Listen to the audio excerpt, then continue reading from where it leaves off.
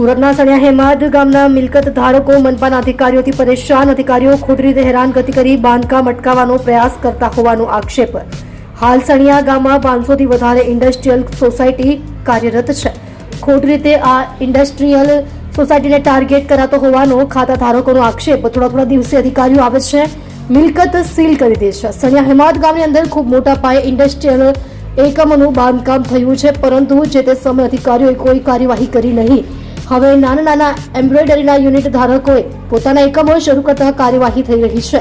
Cottage ઇન્ડસ્ટ્રીની મંજૂરી છે અને કોટેજ ઇન્ડસ્ટ્રીઝનું કામ જ થઈ રહ્યું છે, છતાં અધિકારી કેમ ઉદ્યોગકારોને પરેશાન કરે છે તે સમજાતું નથી. આપ જોઈ રહ્યા છો ગુજરાતની સૌથી પહેલા ખબર આપતી Surat Express News channel. Director Rajesh મંગલેની સાથે. મારું નામ અનિલભાઈ છે. આ સણિયા હેમાદ વિસ્તાર છે અને અહીંયા અમે અમારી મરણ મૂડી લગાવીને નાના મોટા મકાન બનાવી રહ્યા છીએ રોજગાર જનરેટ કરવા માટે, અમારા એમ્બ્રોઇડરી મશીન ચલાવવા માટે.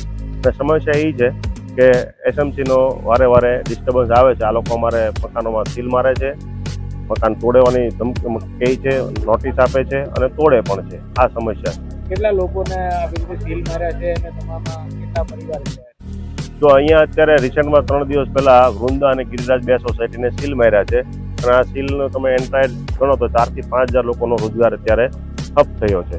તો આ 4-5 હજાર લોકો ઉપર XYZ જવાબદારી હોય એ તો બધાને ખબર જ હોય, ઘર ચલાવવા માટે શું જવાબદારી હોય. એની સિવાયની મકાન માલિકો ઉપર બેંકની મોટી જવાબદારી કે જો આ ન ચાલુ થાય તો ડિફોલ્ટ સિવાય એને કોઈ કંઈક રસ્તો ન રહે.